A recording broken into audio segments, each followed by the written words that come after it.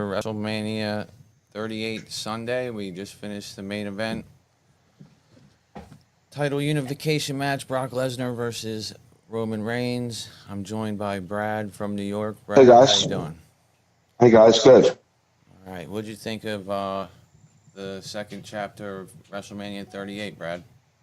Um, I thought it was good. I didn't think it was as great as yesterday, but I think that's a very hard expectation to live up to. And the matches were just different types of matches. Like they weren't as, you know, I understand you had three title matches on this show, but for some reason it didn't feel the same as last night's title matches, if that makes sense.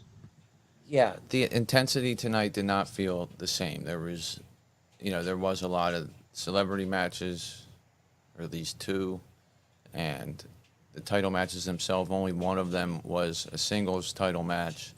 So the other two were tag titles. The women's one, I felt, albeit decent work by all participants, having 8 women in the ring is a hard feat to accomplish to make it all seem very clean, and it just didn't feel clean. I felt like everything was rushed tonight.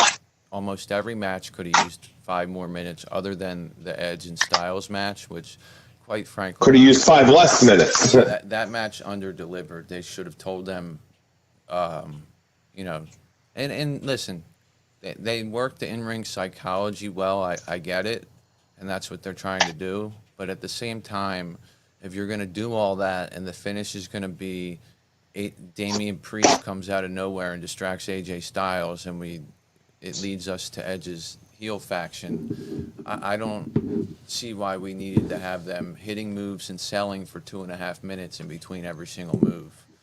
Um, so that was my take on that match. They put in a good effort, but I felt like it could have been put together a lot better, and they could have worked at a better pace.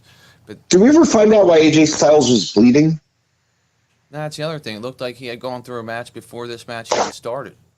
Yeah, weird. It looked like somebody ran the side of his face up against a chain link fence or something. Weird. Very weird. Yep, weird. Huh. So yeah, And the announcers actually said coming out, like, oh, he's already bleeding. We'll find out and we'll report back on that. And they never did. yeah. I guess nobody knew, or whatever. They sure had plenty of time to tell us, though, if they did want to tell us. So Yeah. tonight's show opened with Triple H entering, right as the show opened, thanks the fans for everything. Ends up leaving his ring boots in the ring with the microphone. Hugs his family at ringside. Everybody says thank you, Triple H. So that was a nice moment. Albeit I thought that could have occurred on the pre-show or at some other time, as to not take away time from the WrestleMania card. Yeah, but you needed a packed arena for everyone to see that. Like, you're not going to have them go out there with, a bunch of empty seats at 7:30 or, whatever. Yeah, I get that part of it, but that's Yeah. also why you bill a pre-show match. Like, you move this Sheamus and Holland versus New Day crap to the pre-show. You advertise that, you get people in the seats, and then you get Triple H coming out at 7:50, and it doesn't take away from the show. And you know what? Triple H deserves all the time in the world to have that moment. All I'm saying is that, given the fact that it felt like a lot of things were rushed tonight, I'm just picking things that seemed like they got in the way of other things. For instance, Vince being in the ring with anybody is a waste of time. Austin, for the second consecutive night, doing that stuff, Waste of time. is a waste of time, in my opinion. As much as everybody in the arena liked it, it didn't do anything for me.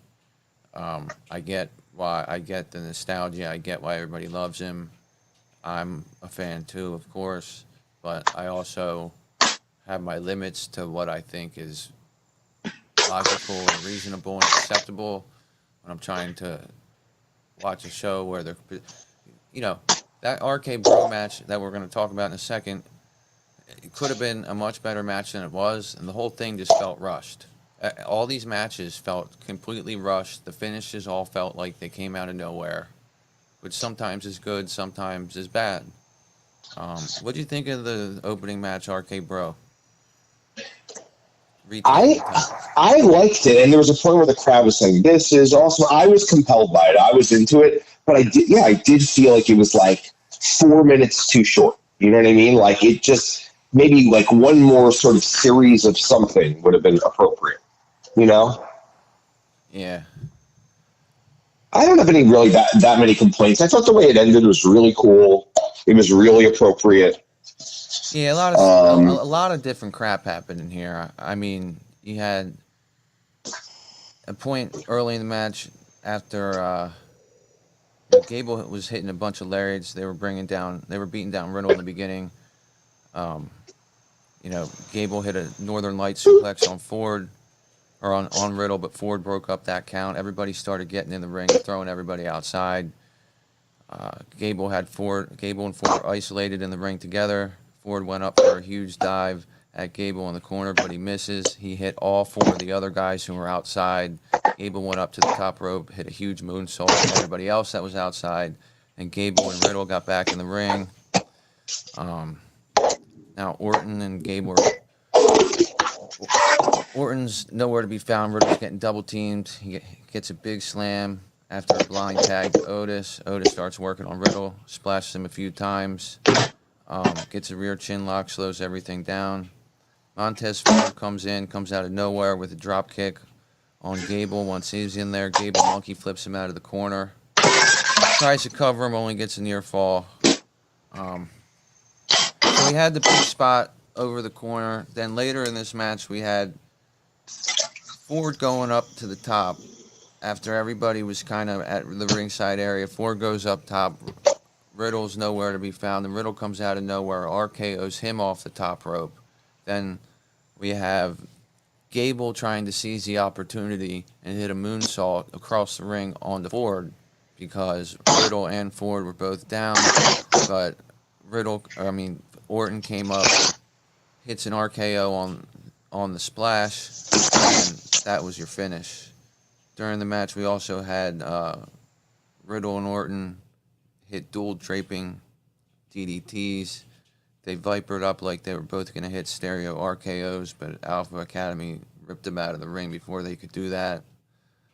But eventually, the activity outside of the ring led to them sneaking in the two epic RKOs they got off the top rope moves, and they retained. I thought the Street Profits had some pretty cool gear here with the red and the gold. It was nice to see a change. I really liked Alpha Academy's gear with the red and the black flames. yeah, After the match, Profits celebrate with RK Bro with the solo cups and shit. Gable's pissed off. He comes in, slaps the fucking cup out of the hand, tells everybody to shoosh, and tells everybody shoosh, and then Gable Steveson comes out of the crowd, takes off his shirt, and does a overhead belly-to-belly toss to Chad Gable. RK Bro retains. It was a good match. I felt like it was a little bit less time than it needed. Good spots. Montez Ford, great athleticism over the top there. Gable did everything he could. Didn't see much from Dawkins except for the double team stuff. Riddle didn't see much from him except from when he was getting worked on and when he hit the RKO. He did do a little bit, but I really felt like it was. It just felt This match felt so compressed. yeah. It felt like they had something for like 30 minutes planned. They're like, all right, you're gonna cut out this, you're gonna cut out this, you're gonna cut out this, and then it just ended up being whatever it was. Go straight from the fucking suicide, take out all five guys to the draping DDT. You know what I mean? Like Yeah, usually, and then there was a time where Orton had the draping DDT ready on Montez Ford, and then and then it got pulled off. Yeah, Dawkins pulled him off, and then literally like 45 seconds later, Riddle and Orton are doing the draping DDT, and it's like, and then, but why? Yeah, it's like why can't these guys have worked together? These teams have worked together a lot. It's like I said so many times. I've seen them at the house shows. We saw the Raw match. They had a better. The Street Profits are a real tag team with chemistry in here. I don't understand why they couldn't, and I do understand because they didn't have the time, but they just. I felt like the match was good, but it could have been better, and maybe my expectations were too high, but they didn't do the amount of spots they could have did. It was just rushed. It was as soon as they could get everybody in the ring out to that one side, hit this spot. All right, now let's do the draping DDTs. Now we got this. Now we got this. Boom, done. I really think they got cut for time there. And what happened to the Street Profits being heels? That's Yeah, I guess that was just to get them into the match because they're drinking solo cups with RK Bro. But I don't have that's not a problem. I don't have a problem with the match in general. I felt like it was a good match. There was a lot of action to it, But yeah, it was fine. It was just good, not great. I mean, yeah. Yeah, one hit Dawkins. Ford was up in the corner and hit a freaking modified flipping flying neck breaker. Got it near. So there was a lot of pretty good high rope spots by Ford and stuff like that, but I just felt like they could have did more because and you could just tell they were rushed by the pace of the tags. It was like they barely got the sequence finished between two of them before somebody blind tagged in. And Do you have the number strong? Oh, you have the number strong on the screen. My bad. yeah, the number's up there, man. So, I mean, overall, what'd you think of this match, man? Anything else? No,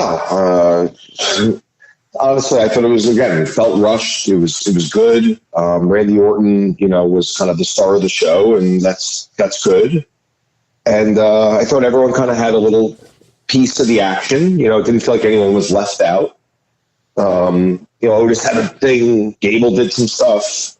Both the Street Profits did stuff. Well, really more Montez. I mean, Dawkins didn't really do anything, to be honest. But I thought it was good. Yeah, Dawkins came in and ran wild on everybody for a second and did some double team work with Montez.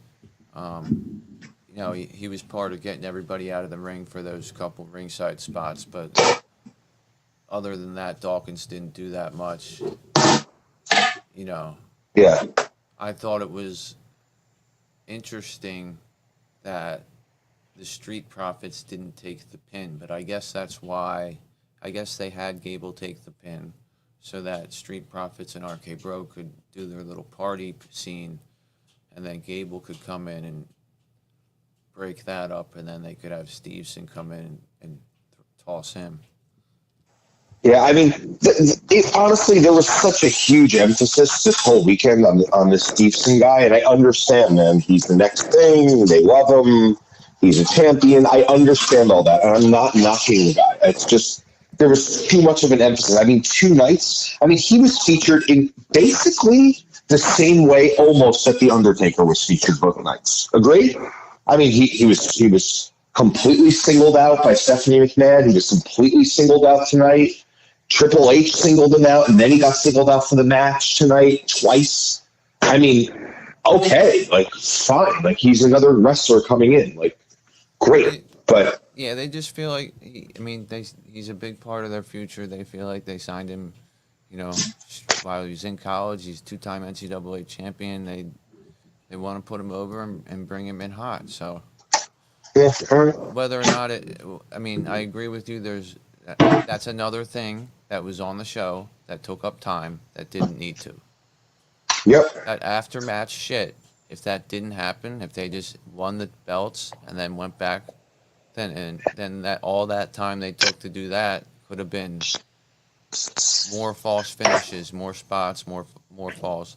I guess at the end of the day, I'll give them credit that they executed some creative and innovative spots that were new because we hadn't seen those corner splashes and stuff yet.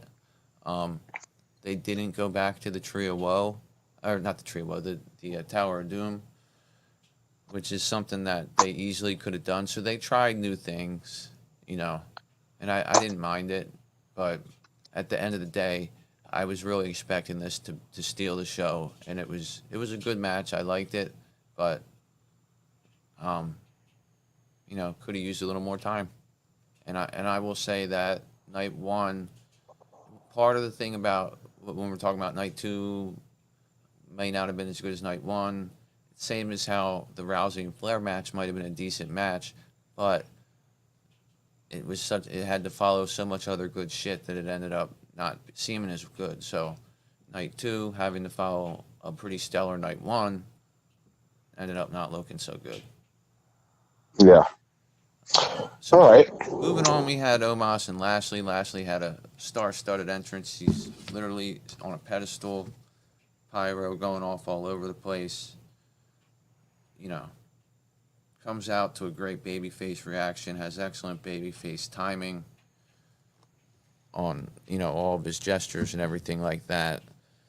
Match starts out, we get basically the whole match is Bobby Lashley trying to hit a suplex on Omash.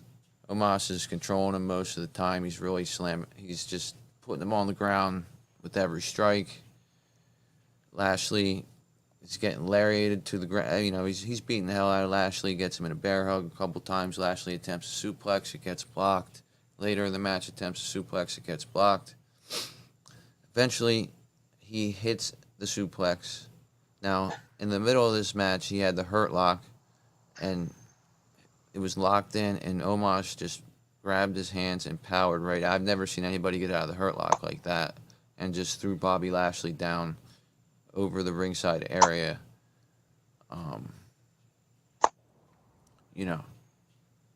Bobby goes for a crossbody. Omos catches him. Finish sees Bobby hit a spear. And then after he finally hits the suplex and then pins him for a 1, 2, 3. I felt like the match was decent at demonstrating that Lashley can actually... that Omos can actually have a match with somebody. It demonstrated Lashley's a monster for taking down the monster. And, everything worked out, I guess.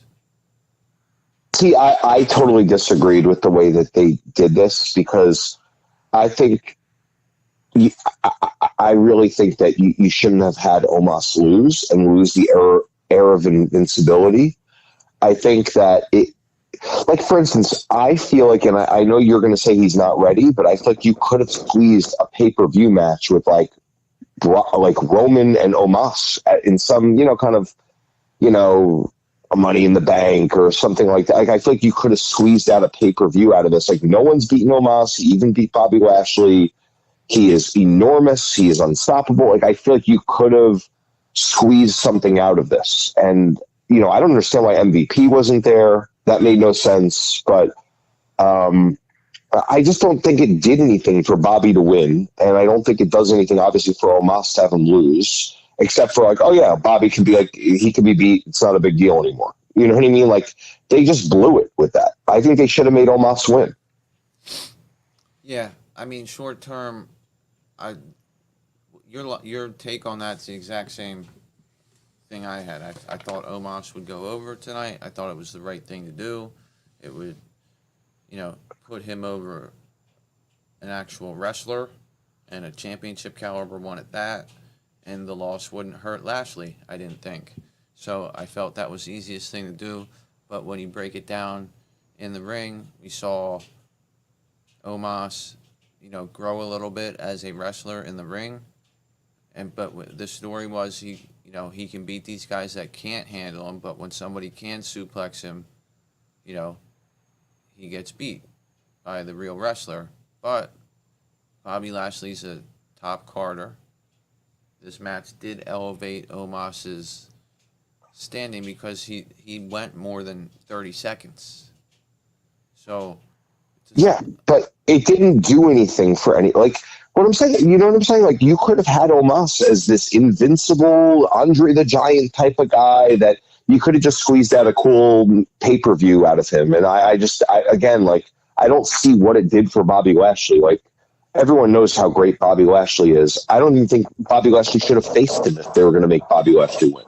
I think what they should have done is what we had suggested, you'd suggested, that MVP, kind of comes in, turns his back on Bobby, backs Omos, maybe hits, Bobby in the back of the leg with a cane when, Bobby's going off the ropes or something. Omos falls on him, pins him, whatever. And you have some shady win by Omos, but still a win, and then MVP aligns with Omos. I don't understand what the hell this did other than give Omos a match and oh yeah, it's just fucking Omos. Who cares? He can't even beat Bobby Lashley. He's not ready for anything.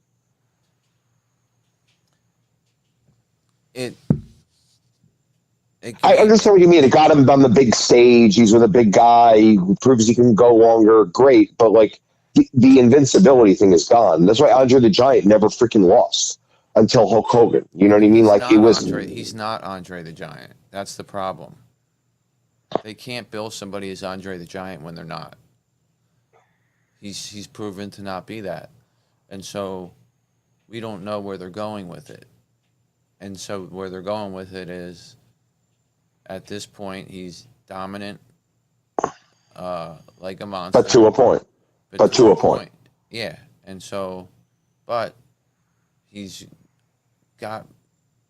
Because if he would have just squashed Lashley, then what good does that do?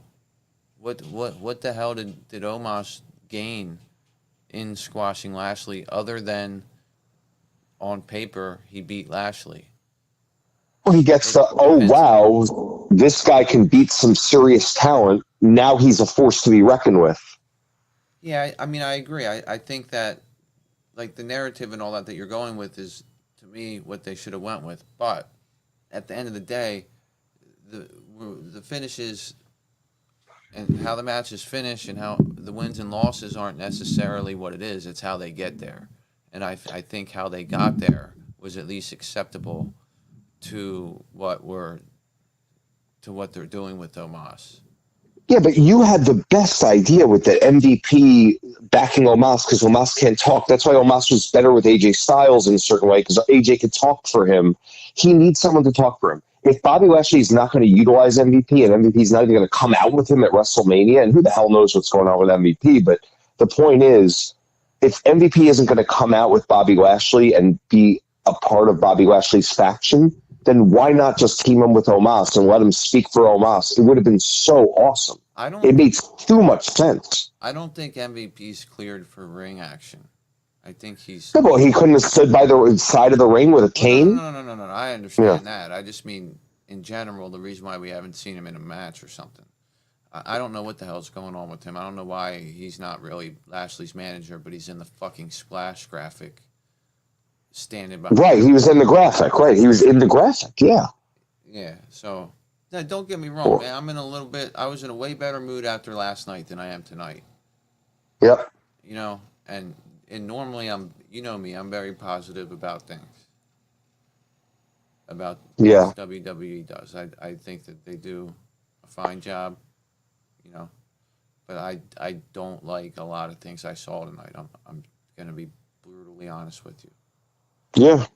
I didn't love that decision personally. Again, I don't know why I'm higher on Omos or I was higher on Omos because I do think he has this special kind of freak show thing going on that a lot of people just can't bring to the table. And the way they were building him up and then to just dead it right now, now he's going to beat some mid-card guy and that's great and whatever. That's what we'll do with Omos now. So cool. The End of Days had never been kicked out of in however many years and finally got kicked out of last night, but we can say they can still protect that in a certain way, and it was only Drew McIntyre who kicked out of it. Right.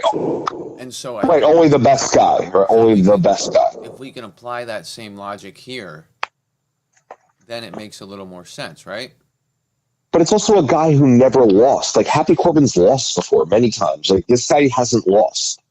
And that was the thing. By the way, he hadn't been knocked down. Forget about losing before. You know what I mean? I don't know. I just thought they were building towards something different. And Omos is now just a regular guy in the roster. There's nothing unique or special or invincible about him anymore. Well, yeah, That's what it is. The immediate reaction to the result of that match is, where the hell are they going with this now? Because they just destroyed the mystique of this Yes. of this jungle monster that can't be beat. Yes. I didn't correct. mean that. I meant that in the most political correct way as I could. I just mean that he's an animal, and Yeah. I wouldn't want to be in a back alley with him. So he can be beat now. Now, Lashley is a big guy. He's a freaking monster. I mean, but he looks like a little kid next to Omas. And I thought they blew it. They blew it, man. They could have had the same match. Just have Omas kick out of the spear, and then have him get up and get pissed off, and just start throwing clubs. Like, you know what I mean? If he could knock down Lashley with one hit all those times, then why couldn't he beat him? He still could have suplexes. He still could have had a great match, and then Lashley's got to put him over at the end.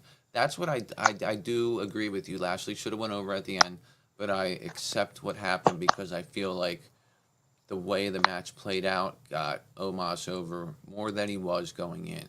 So if he's over more than he was going in, overall, then it's okay to me. But, see, bro, I hear what you're saying, and I do see the perspective, but I do disagree just because I really think that, again, you destroyed an invincible character that you had, and now you made it for a win that didn't matter to Lashley. It didn't matter. What really should have happened was an ending like, not to speculate on stupid endings, but like they both kind of clock each other, and Omos, like the tree trunk he is, just kind of falls on top of Lashley, and his weight is just so powerful that Lashley just kind of doesn't kick out in time, and that's it. Like, you know what I mean? Like where they both knock each other out, and Omos is dead and he's dead, but Omos happens to fall on top of him with all his weight, or something like that. Like an easy finish would be this. Okay, they do everything they did. He gets the spear, he kicks out, they get up, they do whatever the fuck they're gonna do. Like, Omos gets him in another rear face lock. Lashley bounces out of it. They both hit the ropes, go for a clothesline on each other, knock each other down. Yep. But Omos has his arm across Lashley. Exactly. Gets the pinfall. Something like that. Exactly. Like it's like a freak thing, and you protect Lashley. Again, Omos is now nothing special, and he was. In the realm of play fighting, which effectively is what this is, are we putting too much emphasis on the wins and losses? Are we? Yes, because in that instance, if you're going to have, just say you're combining the brands, and yeah, we are. No, we're not. Not in this instance, because the whole thing about him never beaten, never knocked down, and now it's all gone, and for no reason. Really, for no reason, because no one's going to say, oh, wow, Bobby Lashley beat Omos. Bobby Lashley beat Brock Lesnar at the last pay-per-view. Like, you know what I mean? Like, we're not, I know it was shady, but he did beat him. So, like, no one's going gaga over, my God, Bobby Lashley beat Omos. Now he's the fucking man. Everyone thinks he's the man already. Yeah, I mean, I think it was a mistake. I think it was stupid, but I can accept the way that they booked the match. I think Omash should have won the match. I do. You swayed me. I tried to toe the company line, but yeah, that match was tailor made for fucking Omos to pick up some serious steam, and that clearly isn't in the plans for him. That's. You could have used, again, like, not to harp on this, but you could have used freaking Omos in a main event of a pay-per-view.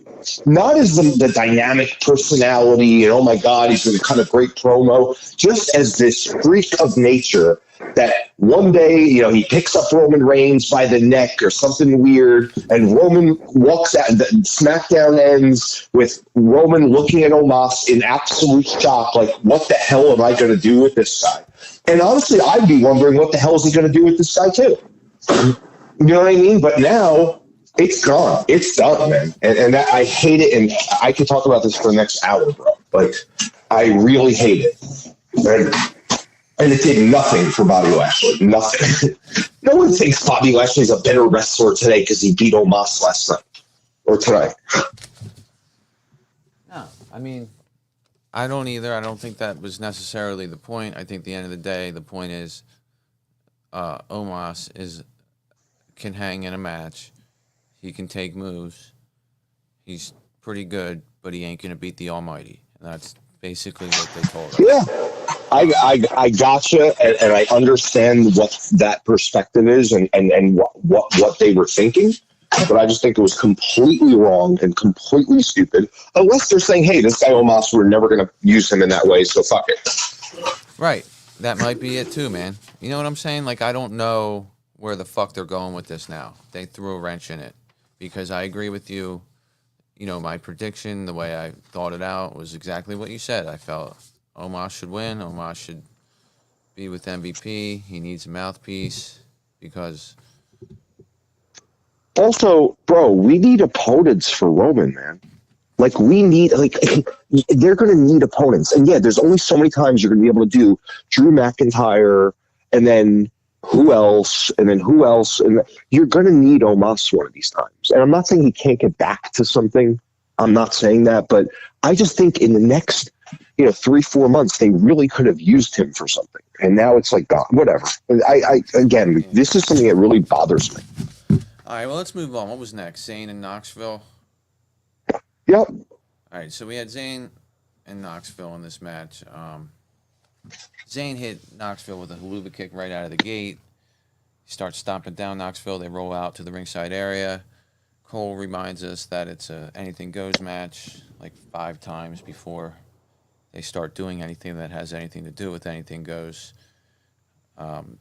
Zayn taunts in front of a bunch of jackass guys that are sitting at the ringside area on the hard cam side.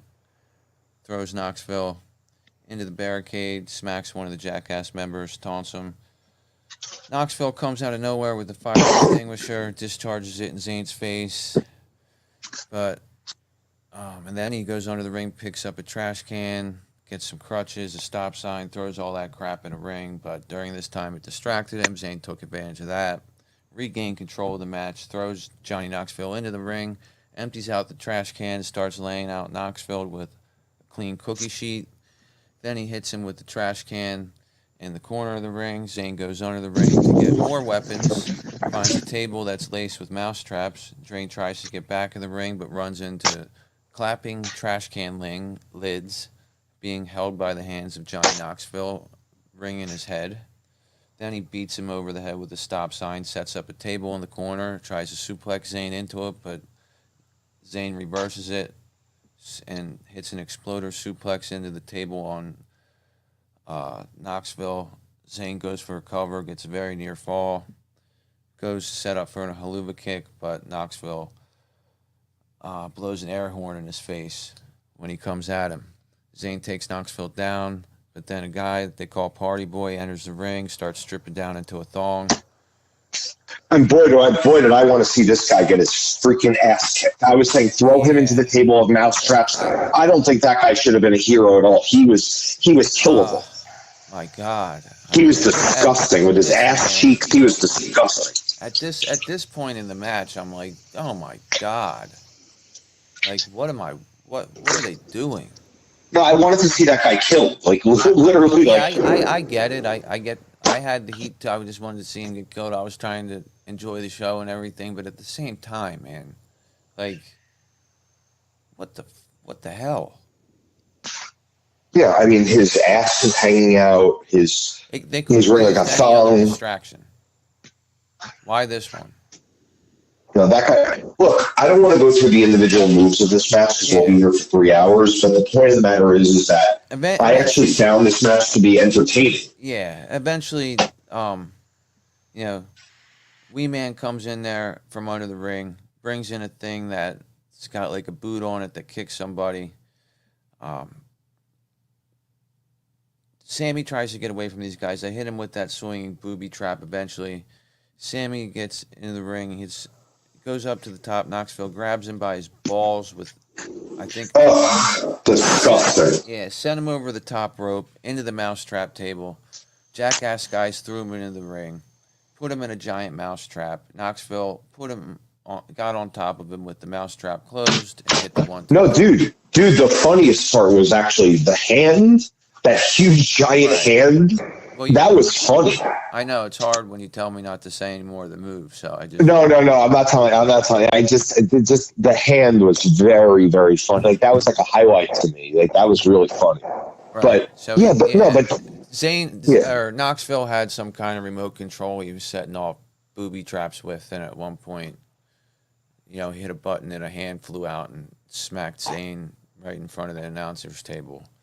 So, it was really funny. That was pretty funny. I mean, listen, entertaining match, good comedy segment. I'm cool with it. Could have done without the guy in the thong. They didn't. Yeah, it wasn't even just that he was wearing a thong. He's like prancing around the ring, and how are people cheering for this guy? I have no idea. I just wanted to see that guy stand and be like, "Oh yeah, you want to do that? Pick him up, throw him right into the mousetraps, kill him. He's dead. That's it." And then you could have the other guys do other stuff to him, but that guy deserved to be totally finished. Yeah, but the match didn't take up too much time. I thought it was okay. It was fine. It was good for what it was. Zane had fun. Knoxville had fun. I had fun. You had fun. Yep, everyone liked it. Fatal 4-Way Women's Match, Tag Team Championship. Naomi and Sasha coming. I'm talking about their entrances a little bit because they were nice. Big entrance for Naomi and Sasha. Then Sasha comes over in a Lamborghini or something. What the hell kind of car was that? Lamborghini. I think it was a Lamborghini. Yeah, it was a Lamborghini. Picks up Naomi. They drive 10 feet and get out. Walk down the ramp. Banks is in some really nice looking gear with sequins on it. Her hair's blue with green tips. I thought Sasha looked great. Then you see, of course, you get Ripley and Morgan come out here and looking like goddamn dominatrix.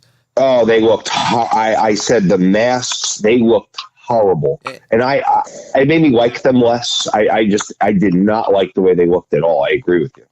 It's like Liv Morgan. They look like freaks. Like trying to be like Rhea Ripley, but she's not really Rhea Ripley. But she's kind of like her, but she really shouldn't. I don't buy it. It seems so laborious. I agree. It seems so laborious. And I'm happy. Liv, how about you be yourself? How about you just be yourself? Well, she doesn't know who the hell she is because in the promos she reads the script and then laughs every 2 words. Because she there's something wrong with her, man. I'm not. Again, I used to like her. I don't know. There's something about like tonight. Those masks, they were like ghoulish, man. Like they were disgusting. Like I found that to be. What was it? Graves said that they were supposed to be Batman masks. Was he just saying that to? Oh yeah, he's like, oh, they're Batman masks. Like no, Batman doesn't have like horns like that on it. And he's like, oh yeah, whatever they are. Yeah, tonight they're Batman. Who cares?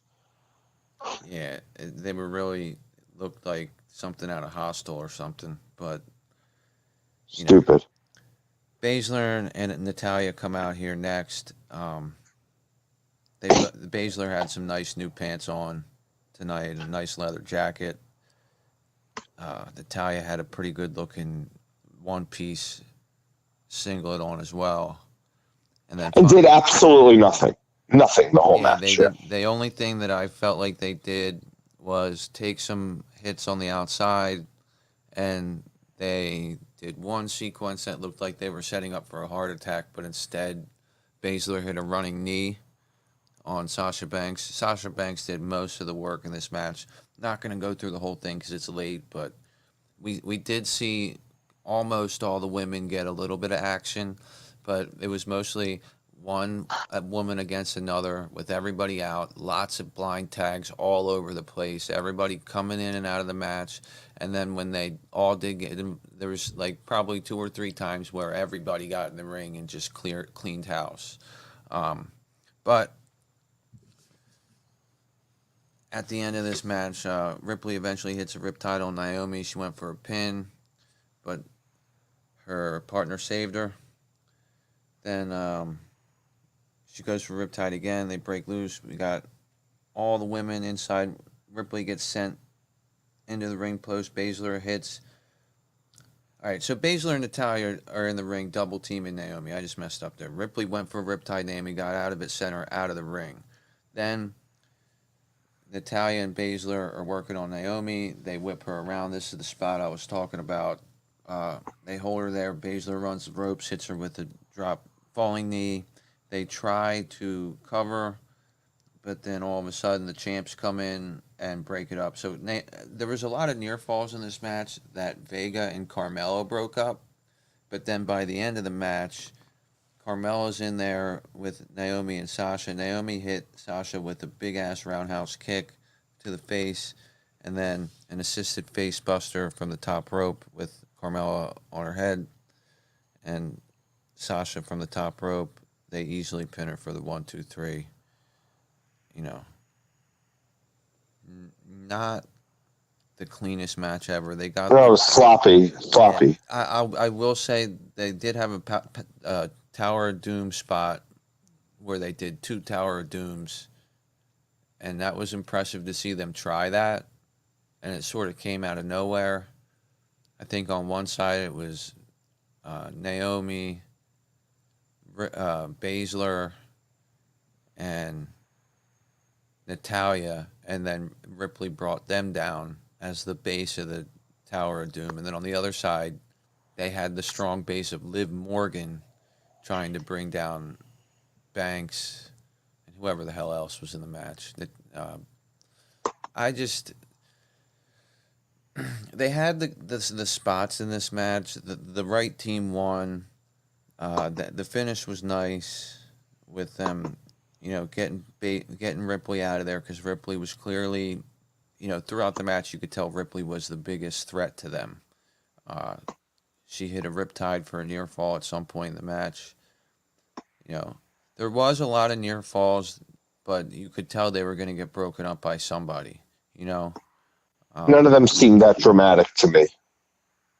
Yeah, it was just hit a move, go for a pin. We're going to get 2.5, but Selena Vega is going to come out of nowhere and break this up, or Carmella is going to go. But there was a lot of them where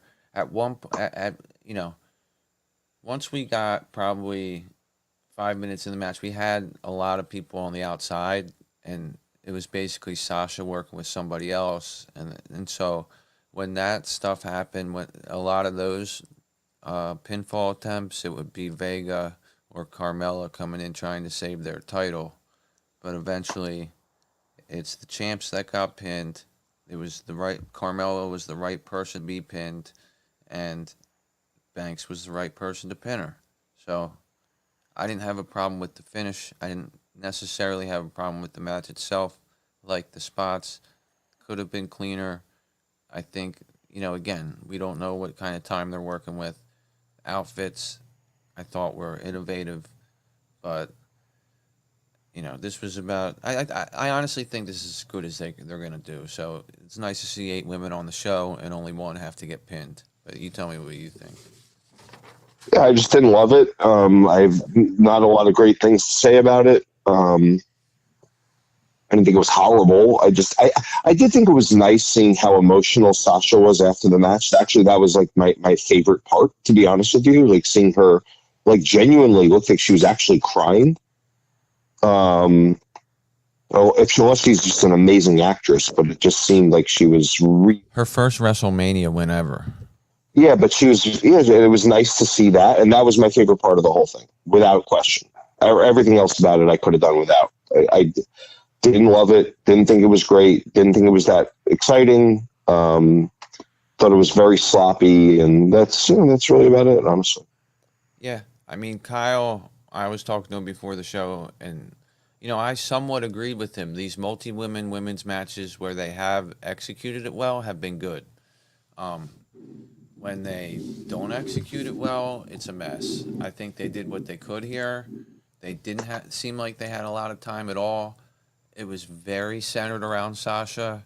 I would have liked to see more showcasing of each team and really sort of convince me that one of the other teams is going to win. There was never a point in time during the entire match where it felt like anybody was going to win until they won. I mean, they had the couple of times where the champs were in control when they isolated Banks over there, but you knew damn well with 6 other women standing ringside or whatever it is, that if they go for a pinfall, somebody's going to break it up. You know what I mean? So you knew nothing was going to happen then. So there was no point where the match was really in doubt. And then it just sort of went haywire when everybody came out of their corner. They all get back in there. You know, there was a point where I think Sasha tagged in Naomi, and then all the heels came over and ripped Naomi down. Or no, not all the heels. Baszler and Natalya did. And then Zelina and Carmella went and ripped down Ripley off the apron, so they couldn't make a tag over there. So they really tried to squeeze in all this different stuff when I think they should have stuck to what each individual performer's actually good at themselves within the realm, and when they make their tag into the match, do something, show off for a little bit, and then do something else. Sometimes doing all these combination spots is too much. We don't need to see everyone getting ripped off the apron every time there's a hot tag. The Tower of Doom, fine, but they did just Ripley did a Tower of Doom like a week ago. Belair does a Tower of Doom anytime there's 3 other women in the ring, you know? So while I like the Tower of Doom, I like the big spots, I thought that they worked hard, decent match, I do think that it was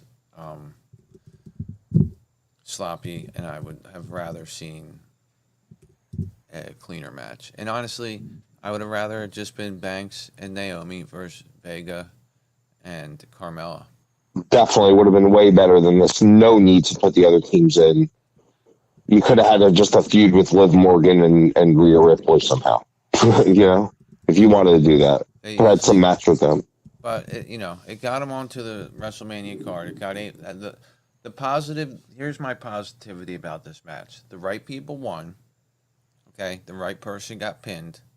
We did see decent offense out of pretty much everybody. I mean, I know you say Baszler and Natalya didn't do much, and they didn't, but Baszler did that one thing where she almost broke Liv Morgan's ankle type of thing. So yeah, she had Baszler had Morgan in the middle of the ring, and got a leg lock on Liv Morgan. Liv Morgan was just screaming in agony for a minute, and you got Jimmy. This could be it. This could be it. It's not going to be it, because even if she's about to tap, someone's going to come in and break that up.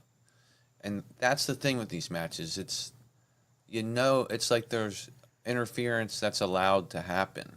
And so that's why they have to get people subdued outside of the ring. And I think that they could have done more to make that outside of the ring stuff more believable. That like, okay, this person's taken out. This person's tied up brawling with this other person and not paying attention. So that's 2 of them. You know what I mean? And just they didn't do enough of logically getting all that set into place, where it was like, okay, now it's going to be settled with these final 2 or 3 people in the ring because these other 4 are tied up out here, you know? Yeah. It just look, man, I don't have a huge problem with it. It's just, you know. It was a good match. At the end of the day, they did what they needed to do, I think. And the right team won. And at the end of the day, like, I think this will help the women's tag team division. I think having these 2 women as the champs will, make the titles seem more important as long as they defend them. And they'll also eventually, hopefully, bring up like a Toxic Attraction that just lost yesterday at Stand Deliver and teams like that. And hopefully, now that we have the belts on a good team, they'll be working with other women and elevate them. So that's what I hope for, and that's why at the end of the day, this match is a thumbs up for me. So, you ready to move on? Yep, definitely. So we got Edge and AJ next. This is what everybody was looking forward to. Everybody thought this was going to be the match of the century or the year or whatever. Dream match. At the end of the day, for me, decent match. Not what I expect. Not as great as I expected it to be. AJ came out to his normal entrance. Then we get Edge coming out to, you hear his voice say, "You think you know me," and then we get his new music. He rises up to sitting in a throne with flames around him, wearing a suit that looked like one of the old Undertaker suits. So he's really deep into the heel thing. What did you think of Edge, his presentation? I don't know. I just thought it was very obviously dark, very creepy. But then, he really wasn't acting that creepy in the ring. He was just like a regular wrestler, Like he didn't like play a factor in the way the match played out. Like it wasn't like he was being really heelish. I mean, at the very beginning, he kind of did that sneak away type of thing where he goes through the ropes, and then it kind of ended. I don't know.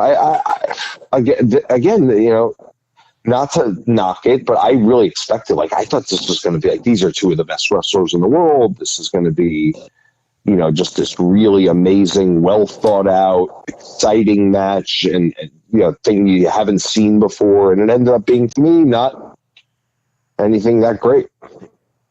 Yeah, I mean, it was very plodding, very slow, typical Edge match.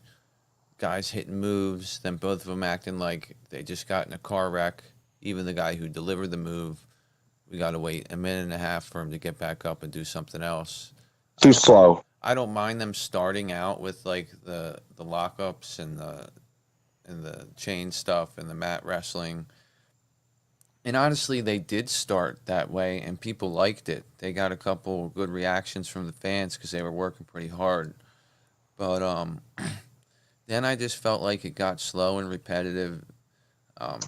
The story in this one, and Edge was really working over AJ's shoulder.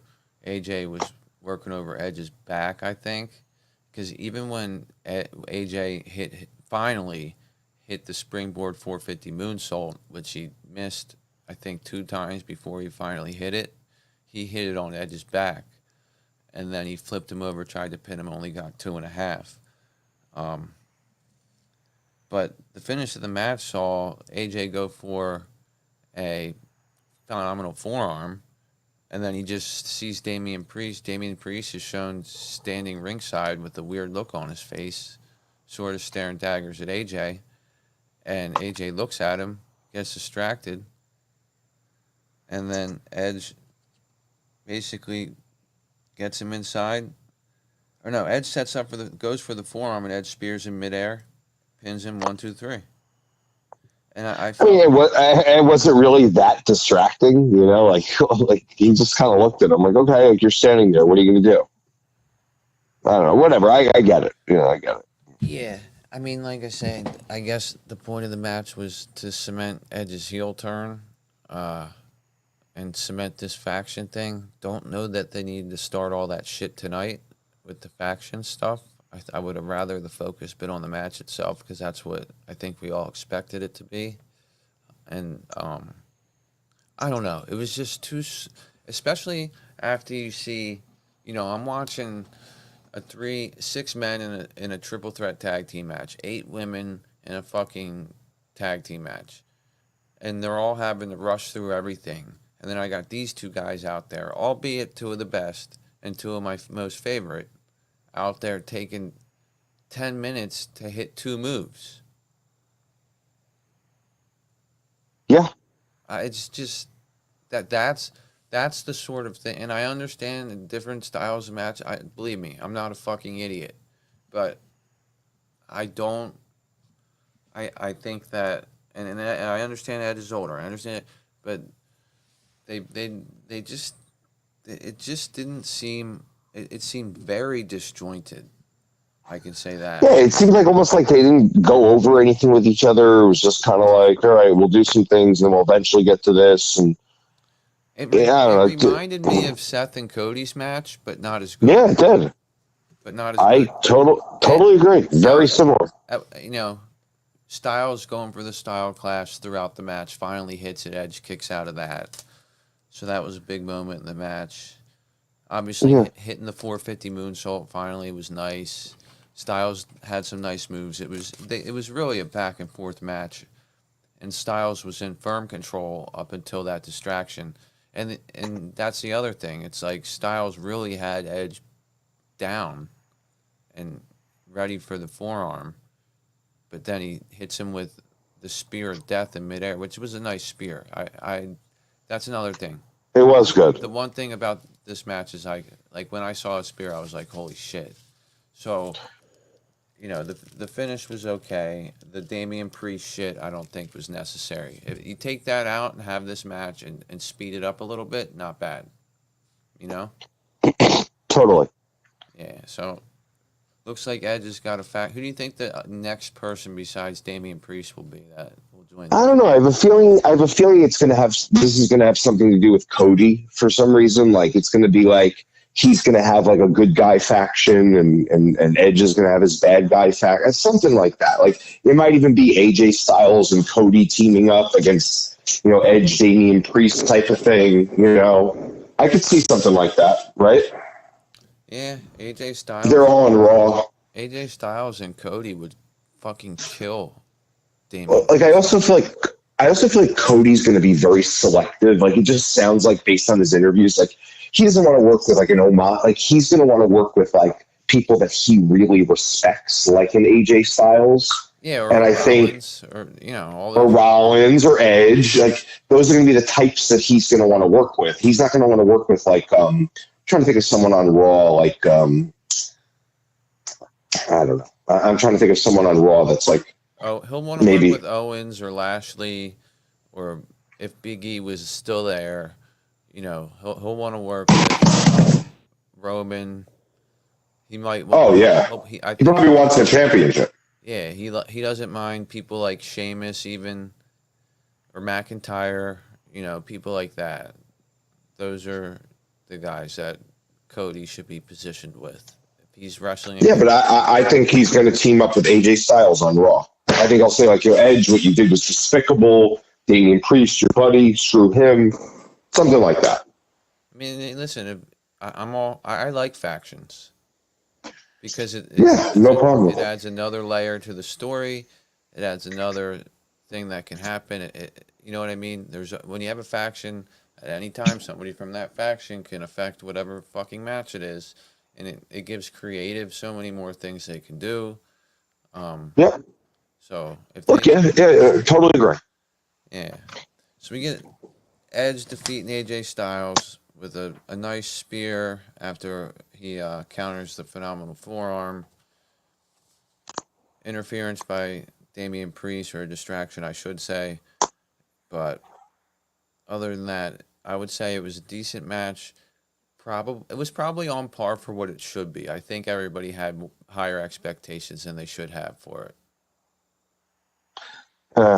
It's just too slow for me and for my liking, but whatever. I mean, it just like, oh man, I don't want to get stuck on it, but it just showed like Seth and Edge had one of the best matches I've seen in a long time. That Hell in a Cell thing where Edge beat Seth at the one of the Saudi pay-per-views recently, or pretty recently.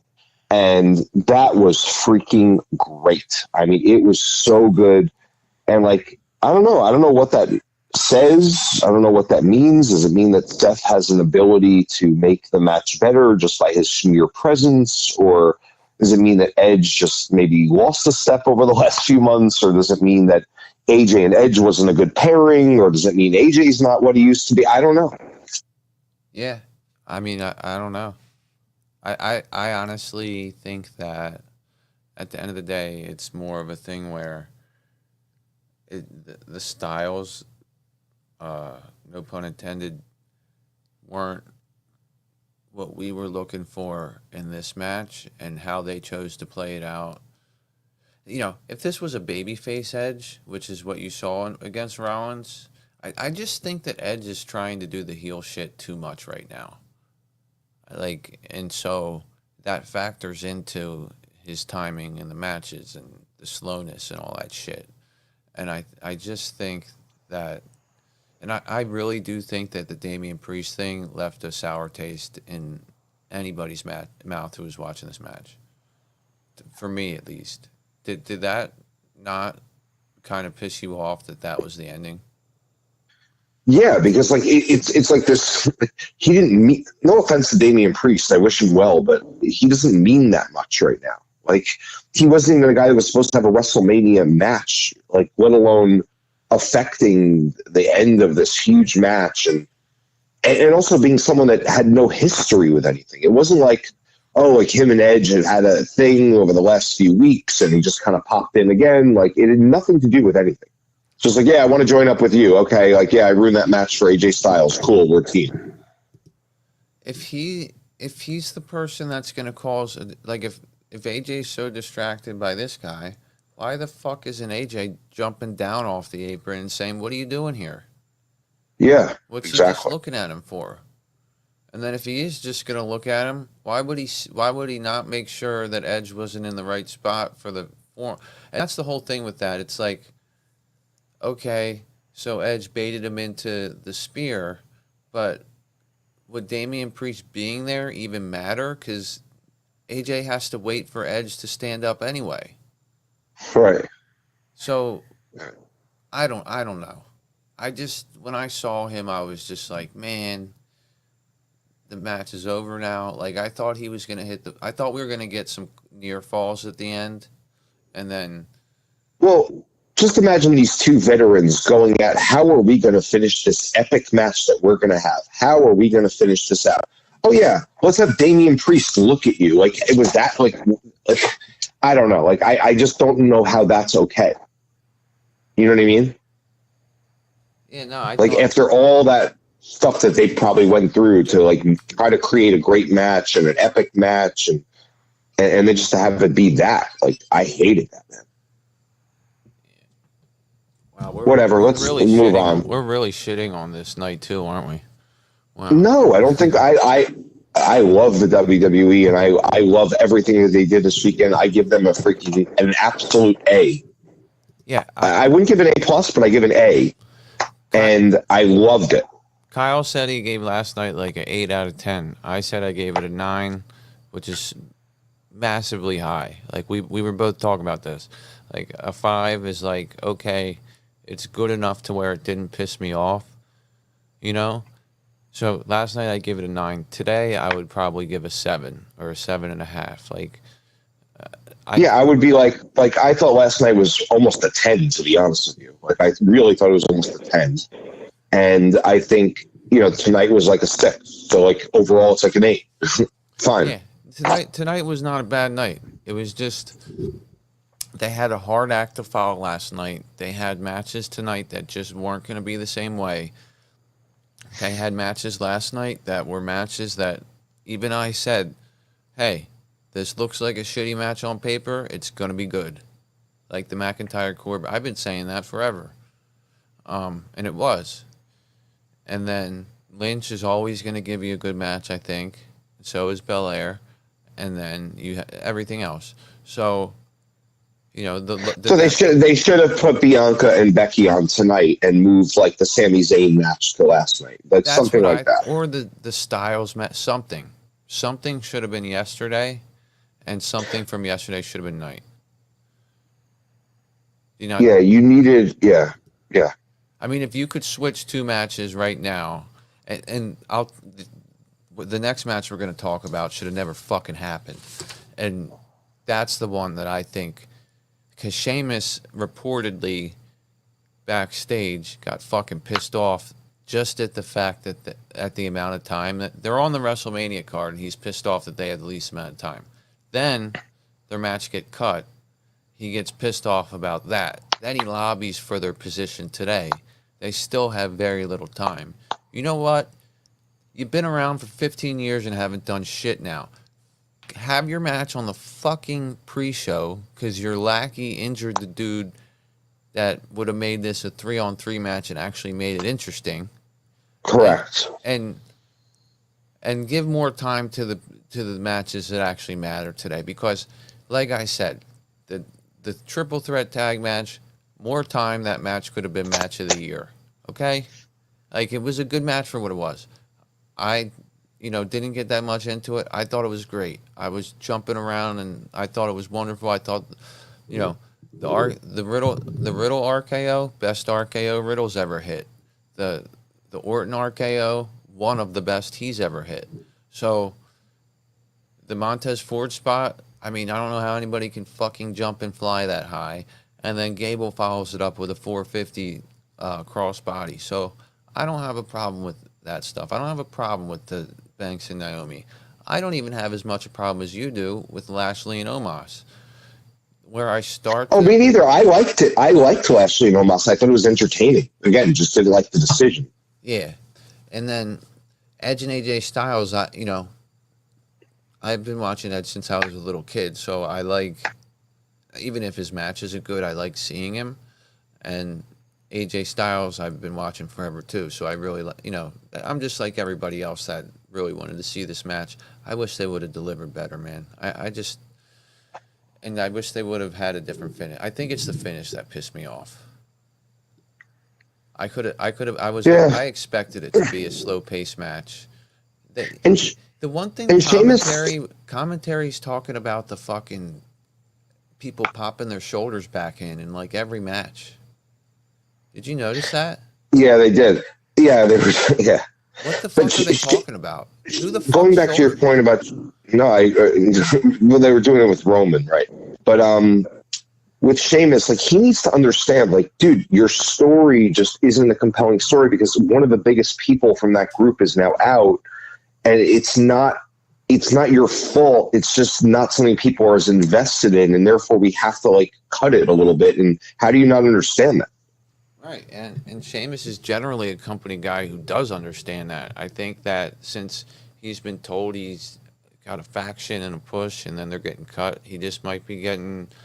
Who knows, man? Like I say, we never know what people really want and what's really going on. So there could be other things, and there could be, whatever he's upset about. But I know that he made a stink about what happened yesterday. And he was influential on their positioning today, or at least like made a point about it. And it's like you said, he should understand that, he's had his WrestleMania fucking moment. He's had big moments. He doesn't need this. They don't need to have this match. Did they need to have a fucking match? I'm gonna go through it right now. The New Day's attacked as soon as they enter the ring. Holland and Sheamus steal their jackets, throw them out to Bush. Bush throws them at the ring announcers, or at the announcers of the ringside area. Cole saying, what the hell's wrong with this guy? Then New Day takes advantage. They're in the ring. Both teams start, working on each other back and forth.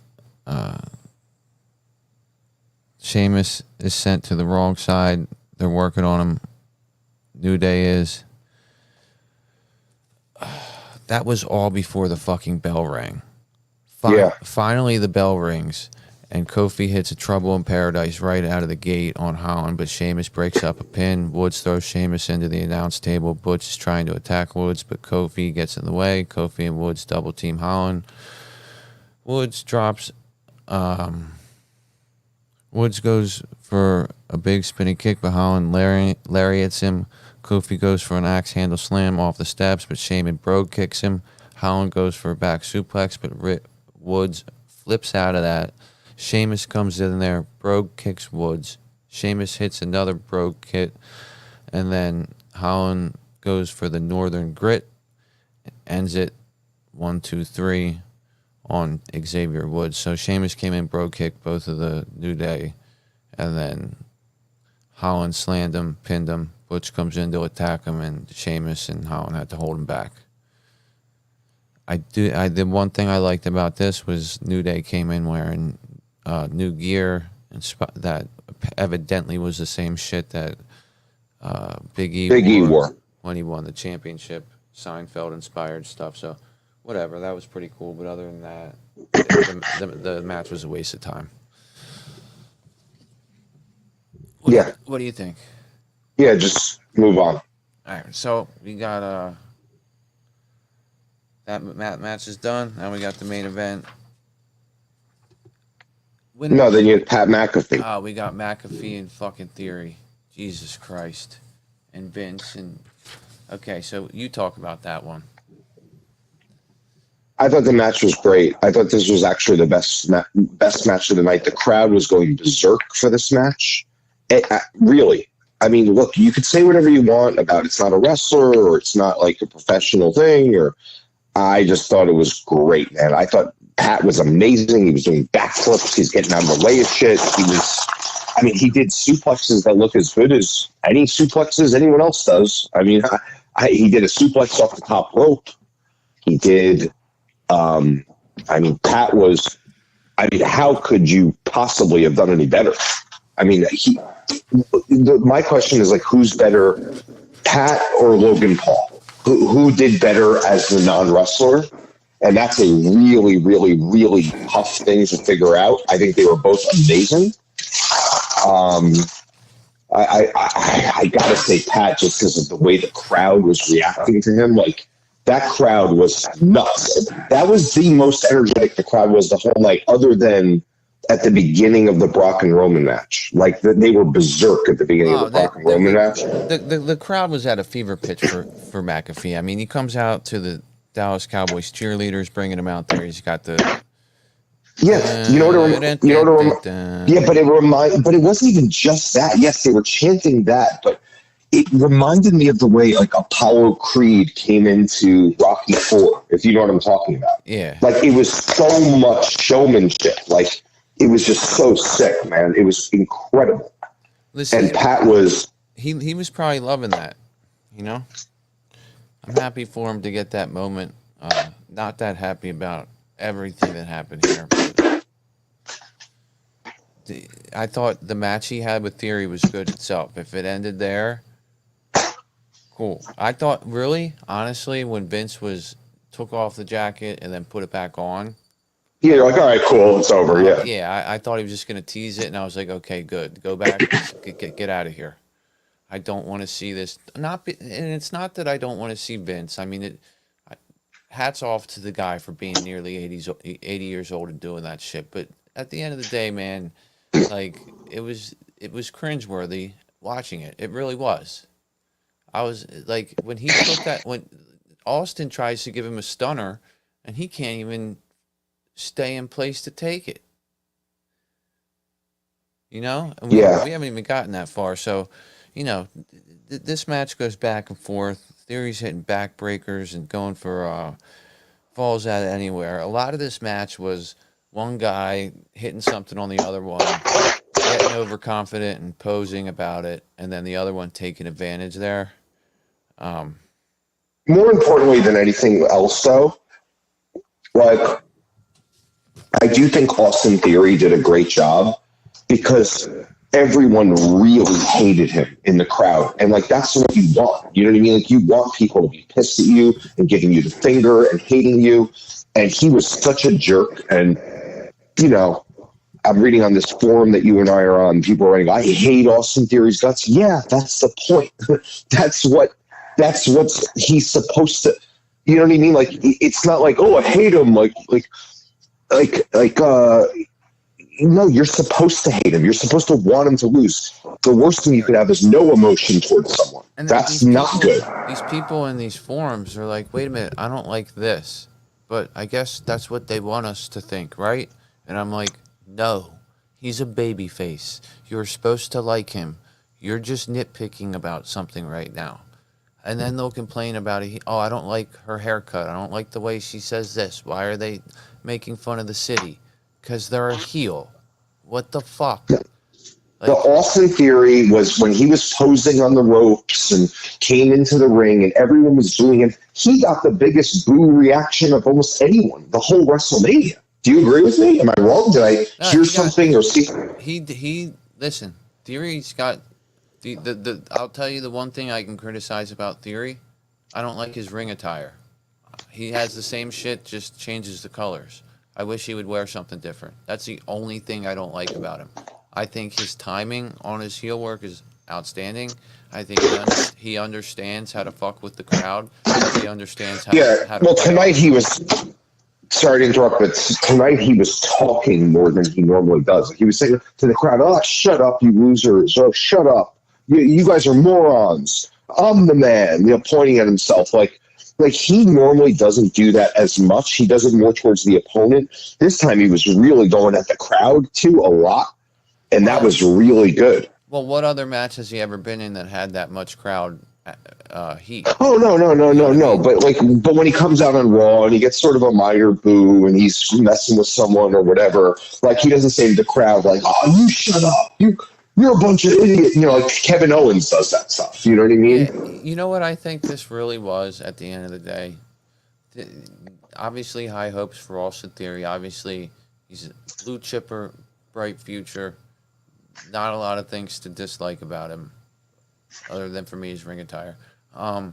So what it is let's put him out there, not against our biggest babyface, because that's Brock Lesnar. He's tied up with someone else. We're not putting him in there with McIntyre. That wouldn't make sense. But if we put him against McAfee, everybody's going to freaking go nuts for him. And let's see how he works in that scenario. Because like you said, we always see him on Raw against some stiff, or at best Finn Balor, and yeah, those matches can be good, but they're never going to get as loud as 75,000 people screaming for Pat McAfee and singing his song and wanting to see him win the match, and people being drunk from drinking all day. You know what I mean? It's just a different atmosphere. Dude, and let's see how Austin Theory does, and he nailed it. Yeah, he was amazing. And Pat, these people in these forums saying, "Why is Pat McAfee? He's not even a wrestler." He's the most popular person in the whole freaking company, basically. Like, honestly, obviously, look, is he more popular than Brock? No. Is he more popular? But he's kind of up there, honestly. Am I wrong? With the world, on Earth, the planet Earth, more people probably know about McAfee than 98% of the roster. Maybe not Brock Lesnar, but McAfee. I mean, how many people does he have following him on YouTube?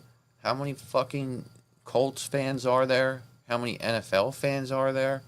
How many, and how many of those people don't know shit about wrestling?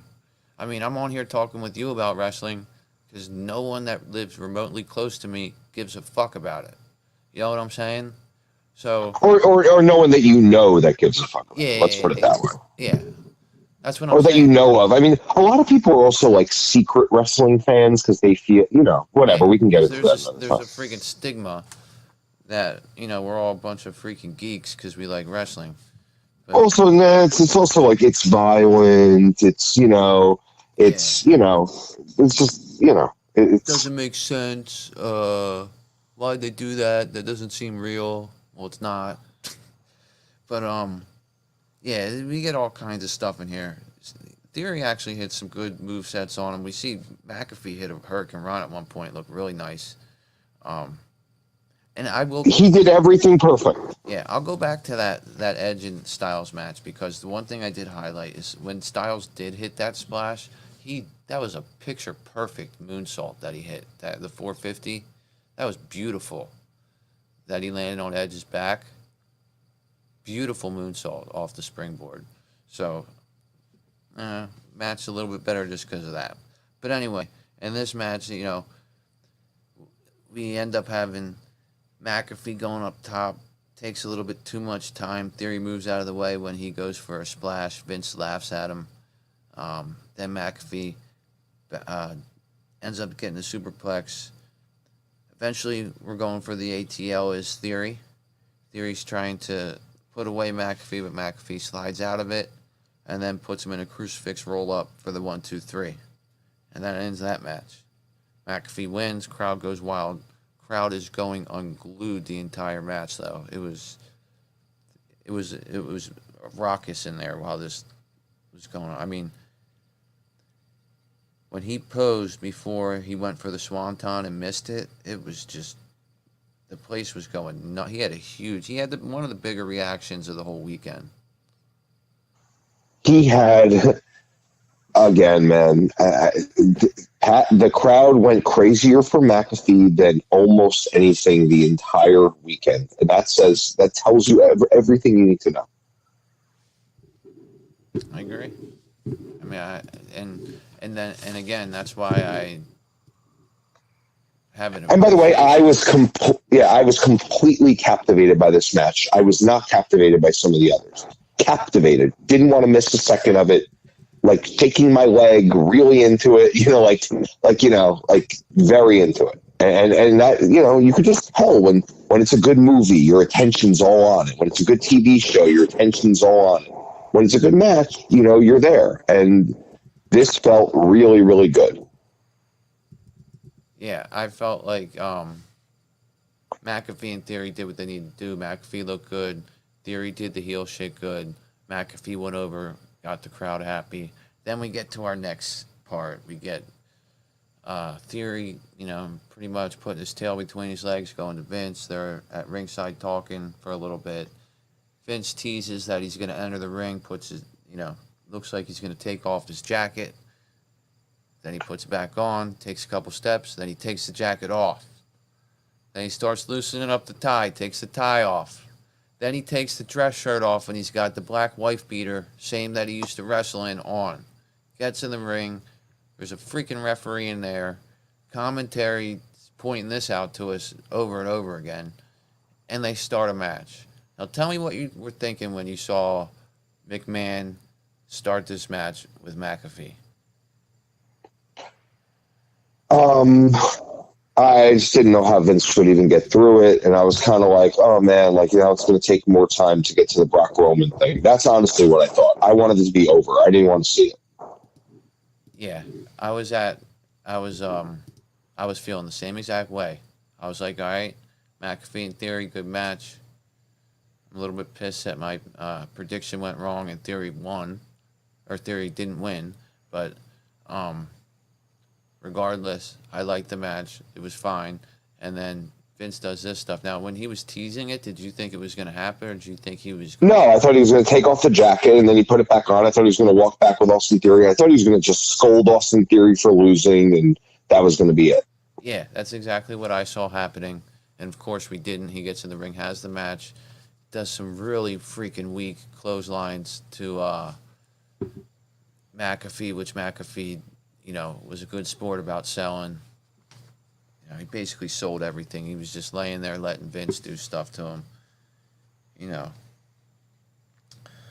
Grabs Pat's head, yells at him, runs him into the turnbuckle a couple times. Theory grabs McAfee from behind, crotches him on the post.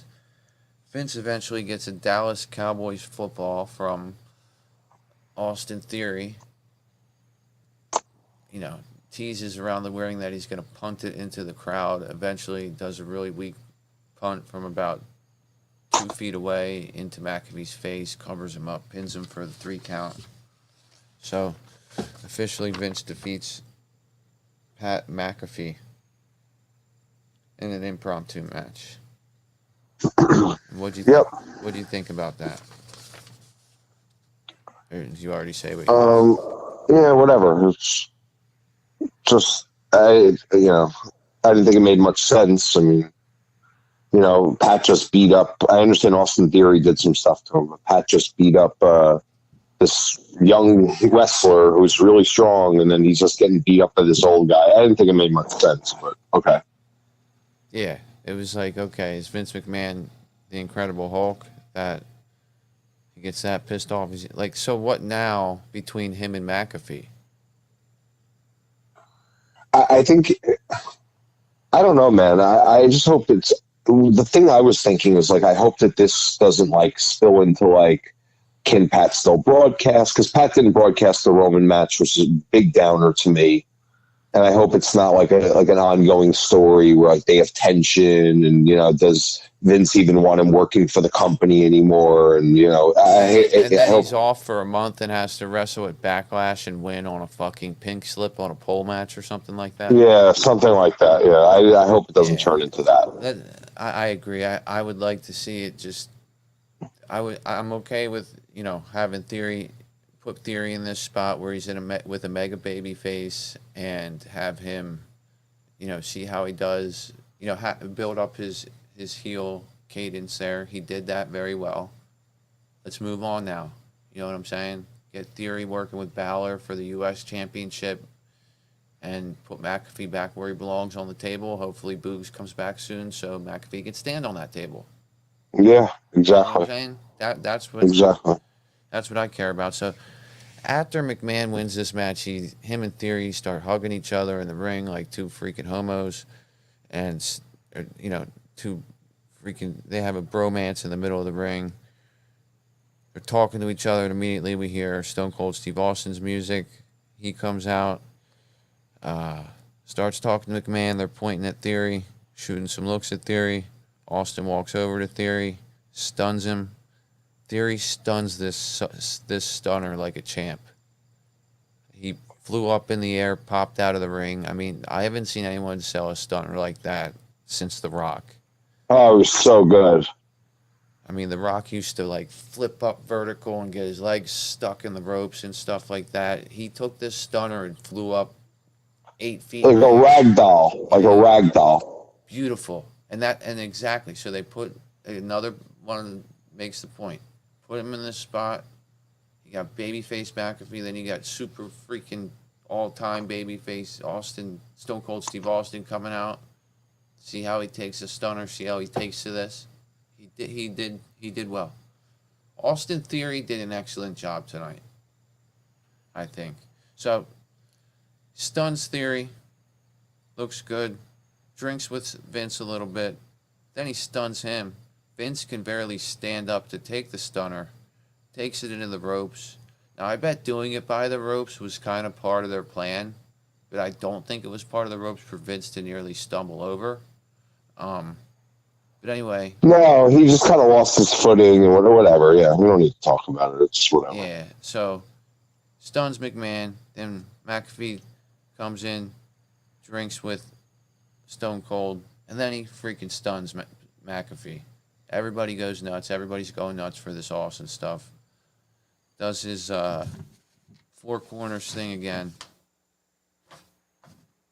And that's it. What'd you think of Austin before we get to the main event? Yeah, I didn't love it. I thought it was a waste of time. I thought I saw the same thing last night. The beer was disgusting. I don't know. I didn't like him stunning Pat, but Pat took it really well. Pat was, he did a good job of selling it. And that's it, man. And I would love to go through this main event with you, man, but it's 2 a.m. and I really got to run, bro. I really got to run. All right, man. Have a good night, man. I'll finish this one up and I'll catch with you tomorrow. Yeah, finish it up, man. We'll talk about it. All right, have a good night, buddy. All right, bro. You too, buddy. Bye. All right, later. All right, so Brad's gone now. We'll talk about the main event real quick. Of course, we all know WWE was billing this as the biggest main event ever in WrestleMania history. Let's please not confuse this with best match ever. Biggest match in their mind because of the implications and because of what was at stake, which was the Universal and WWE title. So Roman comes in as the reigning Universal Champion. Lesnar comes in as the reigning WWE Heavyweight Champion. Roman enters first, gets a pretty good reaction. He's flanked by the Usos and Heyman. He gets the microphone, asks for WrestleMania to acknowledge him. Everybody pretty much does acknowledge him. Roman chants start breaking out. Then we get Brock Lesnar enter to a decent reaction, not a huge babyface reaction. Eventually, everybody's in the ring. We're getting ready for the ring announcement. Heyman takes the mic and starts to introduce Roman. Does his Roman introduction of the reigning, undisputed champion of the world. So he does that for Roman. Then ring announcer starts to announce Brock. Brock steals the mic and says he's the ass kicker that's going to kick your ass. And he introduces himself. And then we get to going on the match. Bell rings. Lesnar takes immediate control after he takes off his fighting gloves. So the first thing he does is take his fighting gloves off. Like, this is going to be business here. They stare each other down for a little bit. The crowd is going nuts. Brock starts out in control. He starts elbowing the back of Roman, gets him in the corner. Roman fights out of that, but eventually gets slammed in the other corner. Roman gets shoulders driven into him by Brock. Brock's really working on him in the corner, tearing into Roman's upper body with the shoulders. Then We get Roman block a suplex attempt by Brock, but then Brock turns it into a belly to belly. So Brock tries to send him to Suplex City, do the German suplex. Roman fights out of it. Brock tosses him over the head, belly to belly, release suplex, does it twice more for good measure. Then he sends him to the ringside area. While he's at the ringside area, Brock confronts Heyman. Heyman's telling him, I love you, I love you. This distracts Brock for just enough time for Roman to spear him real hard into the ringside timekeeping area, right through the freaking barricade. Reigns then heads back to the ring.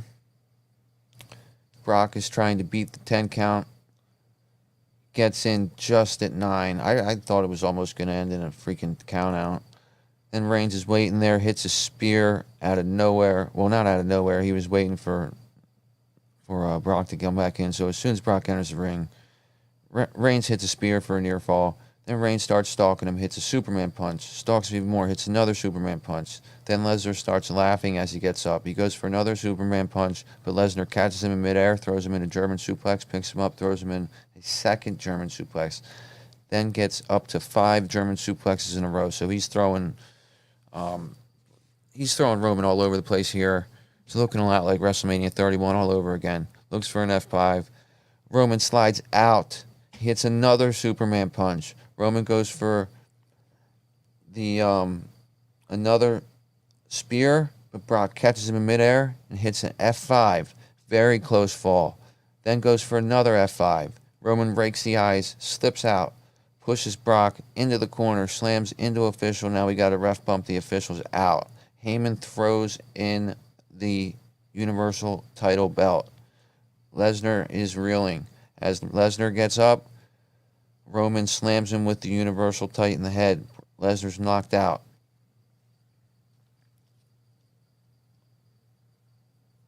Lesnar then is knocked out. Reigns goes for a pin. The pin gets a near fall, 2.99 seconds. Roman then hits a spear on Brock. It's back. So Brock's running, sort of walking away. Roman runs the ropes, sort of chop blocks him, but it was more a spear to Brock's lower back area. Then Reigns hits another spear to Brock, puts him in a submission hold, but Brock puts him in a submission hold out of the spear. Really cool counter here. Reigns goes for a spear, and Brock takes the spear, but as they land, he reverses it into a submission hold. They're in the middle of the ring. Doesn't look like they got anywhere to go. Eventually, Roman gets to the ropes. Heyman's there trying to pep talk Roman. Reigns and Lesnar are both reeling at this point, sweating bullets. Brock's first back to his feet. Brock tries to go for an F5, but Roman gets out of it. He pushes him into the ropes. Brock rebounds off the ropes, and Roman hits a big spear, goes for the pinfall, and gets the 1, 2, 3, and there it is. Roman's your unified champion in the winner-take-all match at WrestleMania 38. Some people were saying, oh, I expected more. Bullshit. What the hell? I don't know what more anybody was expecting. I think this match was perfect for what these two guys are capable of. They're two very big men. You leave them in there for 15 more minutes and add 7 more German suplexes to it, you run the risk of killing somebody. And, I guarantee you they came back through the curtain and their fellow superstars told them they burned it down. They did a hell of a job. Roman did a hell of a job. Brock sold that match very well.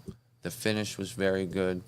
I thought the fact that they put in the interference and the belt hitting Brock and Brock kicked out of it helped protect Brock in this match, because they didn't screw him with a fucked finish, but he did take that hit with an illegal weapon during the match. So having lost, that's a cumulative effect during the match. So having lost that match and having taken some illegal shit during the match kind of protects Brock. But again, Brock has no problem putting Roman over, and Roman did win this match clean. And I'm very glad that they had him win clean. At the end of the day, the fact that he wins this match clean is why I think it was a good match. Had they done it with, some sort of interference or fuck finish, I would not have said it was a good match, because everything could be great up to that point, but if they fuck the finish up on a match that's supposed to be the biggest stakes ever, then that's a problem. In this case, the logic made sense. Brock took control early. Roman fought back. It was hard hitting. Roman took advantage of the windows, as he should. He made some good veteran moves. Brock was hard to beat. He appeared hard to beat. Roman actually seemed like he was fighting from beneath as the heel here. I thought it was really well executed by both men, especially considering matches they've had in the past. I don't have a problem with this at all. I thought it was great. A lot of people were expecting somebody else to come out to challenge Roman after this. Let's just be patient and see what they do. I think at the end of the day, they got the right winner here.